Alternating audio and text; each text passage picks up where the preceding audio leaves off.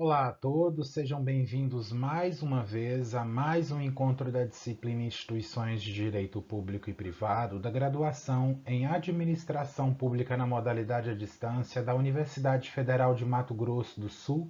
Eu sou o professor Frederico Andrade Brant e hoje nós vamos abordar mais uma temática extremamente importante para a futura formação dos senhores futuros gestores da coisa pública, que são os direitos humanos, os direitos do homem.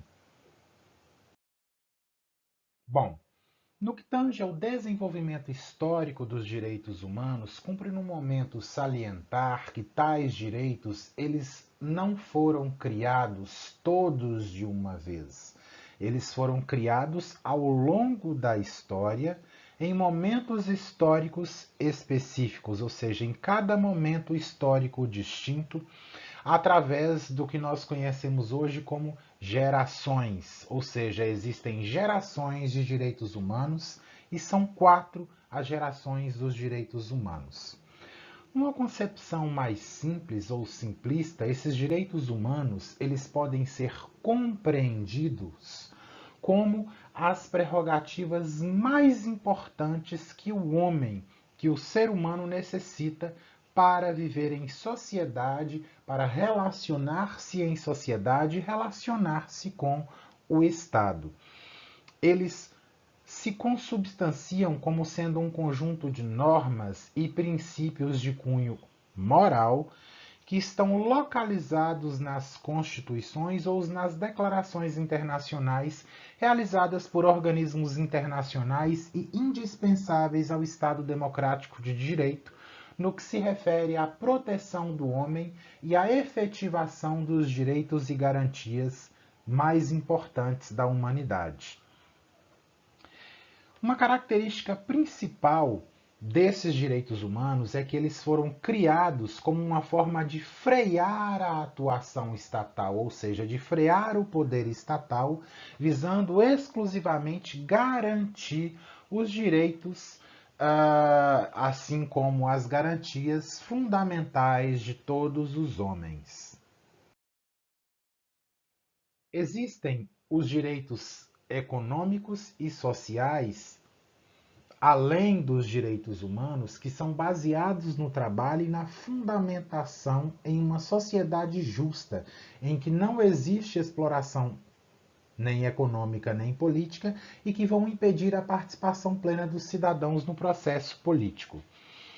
Os direitos individuais, eles foram largamente aplicados no século XVIII, no período da Revolução Francesa, ou seja, em 1789, com a finalidade de garantir o reconhecimento do homem como homem, independente de sua condição social, política ou religiosa. Esse processo de construção histórica dos direitos humanos ele iniciou-se em 1628 através da Petition of Rights inglesa, ou seja, da petição dos direitos do homem em 1628 na Inglaterra. Esses direitos eles foram sumariamente assegurados com a independência dos Estados Unidos da América em 1776 e 1700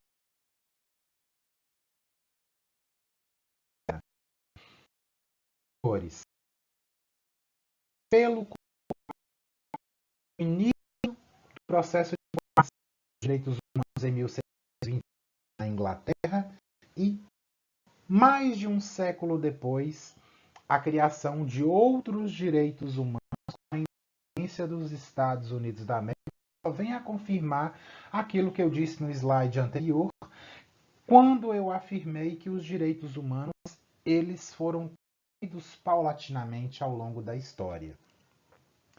Caminhando um pouco na linha do tempo, e em 1789, na época da Revolução Francesa, surgem então os ideais de fraternidade, liberdade e igualdade. Caminhando um pouco mais, em 1917, com o evento da Constituição Humana e em 1919,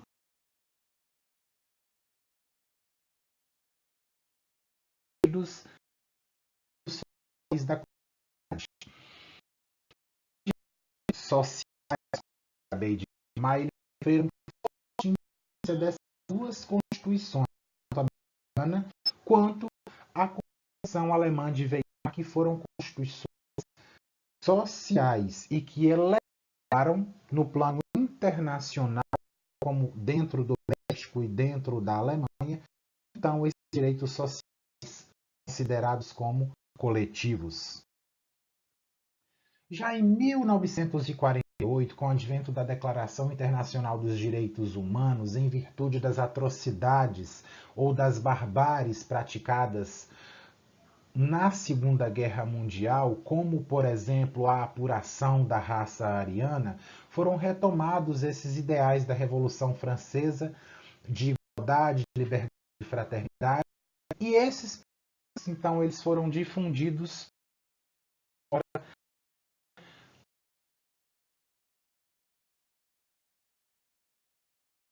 hoje.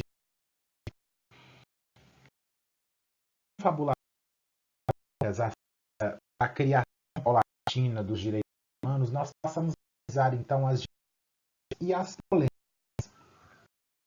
Foram identificadas, como eu acabei de informar no slide anterior, 4 gerações de direitos humanos. Nós temos os direitos de primeira, segunda, terceira e quarta geração. Para os direitos de primeira geração, foram criados aqueles direitos concernentes às liberdades individuais. Então, elas têm por titular o indivíduo, já que se tratam de direitos ou de liberdades individuais, e segundo o pensamento liberal clássico, seriam oponíveis ao próprio Estado, de acordo com aquela concepção que eu acabei de informar aos senhores, que tais direitos foram criados para colocar freio ao poder estatal, para que os direitos fundamentais fossem elevados a um patamar superior. Com relação aos direitos humanos de segunda geração, estão aí compreendidos os direitos sociais e que foram criados sob forte influência das constituições de 1917 mexicana e a Constituição de Weimar alemã de 1919. E aí foram criados então alguns dos direitos sociais que são estabelecidos no nosso ordenamento jurídico atual, como por exemplo o direito ao trabalho, à saúde, à previdência, à educação, cultura, ciência, alimentação e tantos outros direitos sociais que vigoram hoje não só no Brasil como no mundo afora. Em contraprestação, nós temos os direitos humanos de terceira geração que foram criados logo após a criação desses direitos de segunda geração e são concomitantemente os direitos individuais e coletivos. São os conhecidos como os direitos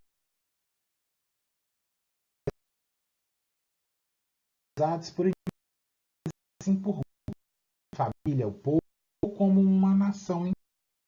Ou seja, eles iriam além das fronteiras, eles compreenderiam os direitos de autodeterminação dos povos, de desenvolvimento, a paz, meio ambiente, de acesso aos benefícios provenientes ao patrimônio comum da humanidade. Por fim, cumpre tecer algumas considerações acerca dos direitos de quarta geração, que seriam aqueles provenientes do período de institucionalização do Estado social, e corresponderia então aos direitos como a democracia, o pluralismo, a vida das gerações futuras, advindos da realidade virtual, da bioética, desenvolvimento sustentável, dentre outros. Uma informação que eu passo aos senhores é que essas gerações, tanto a primeira, a segunda, a terceira e a quarta, devem coexistir ao mesmo tempo. Uma realidade, ou seja, que uma complementa a outra, elas são interdependentes entre si. Acerca dessa classificação dos direitos humanos em gerações, ela foi sumariamente criticada por diversos doutrinadores ou por diversos estudiosos. No primeiro momento, ela foi criticada sob a alegação de que nelas não existe nenhum fundamento jurídico ou real, ou seja, os direitos humanos de primeira geração eles não possuem respaldo legal ou respaldo real. Afirmou-se também como forma de crítica que essa divisão em gerações ela se consubstancia numa fabulosa construção porque ela faz analogia a ações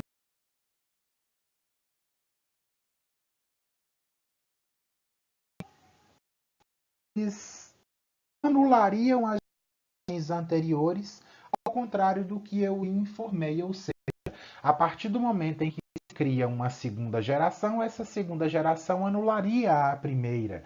A criação da terceira geração anularia a segunda e a segunda anularia a primeira, quando na realidade não é o que acontece, já que nós acabamos de ver que essas gerações elas são interdependentes entre si e elas complementam-se umas nas outras. Esses direitos humanos que foram criados paulatinamente, ou seja, de acordo com cada momento histórico específico, eles deram origem a essas instituições. Nossa Constituição, ou seja, os princípios que nós temos hoje, que estão descritos na Constituição Federal, eles possuem como fonte as declarações internacionais de direitos humanos. Então, cumpre agora tecer considerações acerca da Constituição brasileira e sua fundamentação nos direitos humanos e fundamentais.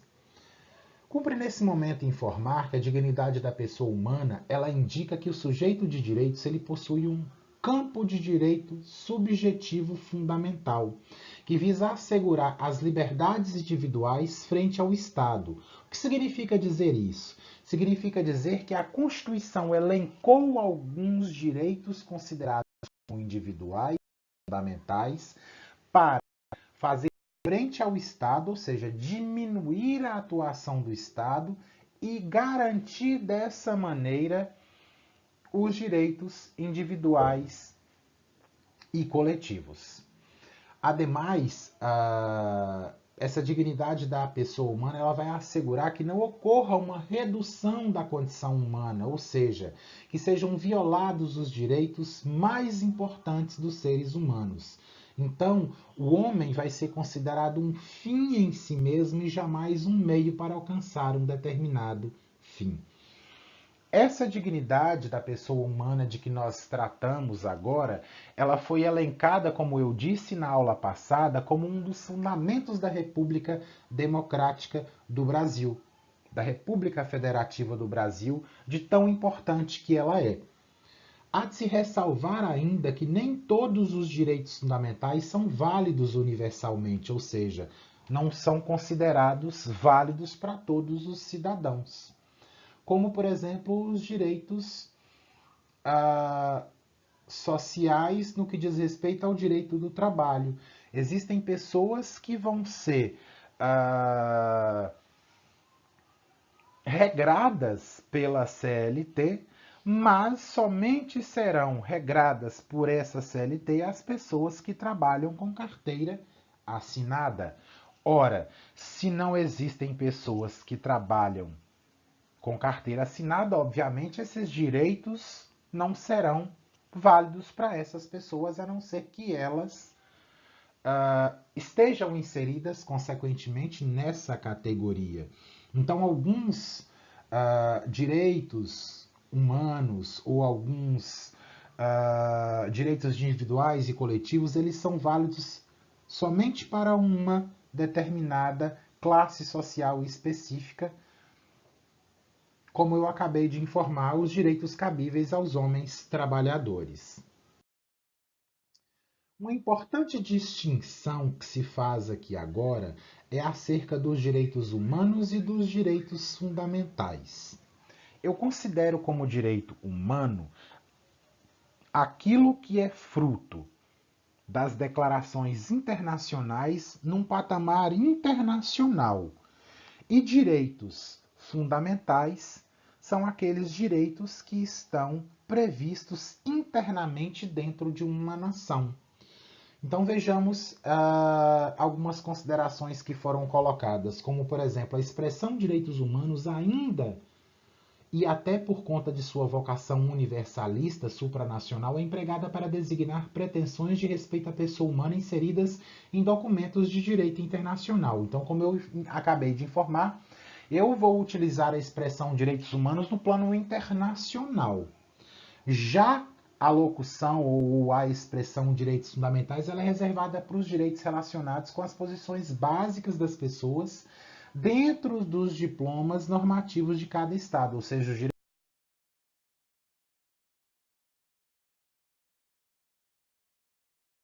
E uma outra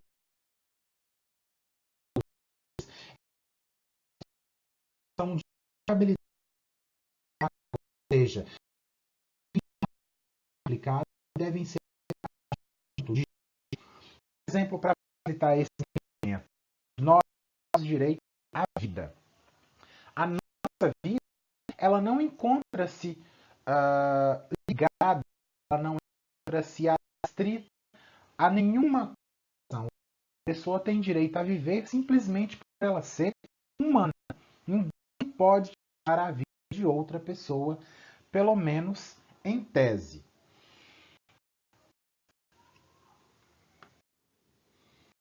Mais informações a respeito dessa temática, direitos humanos e fundamentais, podem ser lidas na nossa apostila, e se os senhores tiverem interesse, eu repasso para vocês a parte da minha dissertação de mestrado que fala sobre todas as nuances de direitos fundamentais e de direitos humanos, tanto no plano internacional quanto no plano nacional. Basta que vocês me enviem um e-mail para edbranco@hotmail.com. Eu terei a maior satisfação para que vocês possam ter maiores conhecimentos acerca desses tão famosos e tão importantes direitos humanos e direitos fundamentais. Por hora é só, eu me despeço de todos vocês. Desejo sucesso na vida acadêmica como na vida profissional. Um grande abraço e até uma próxima oportunidade.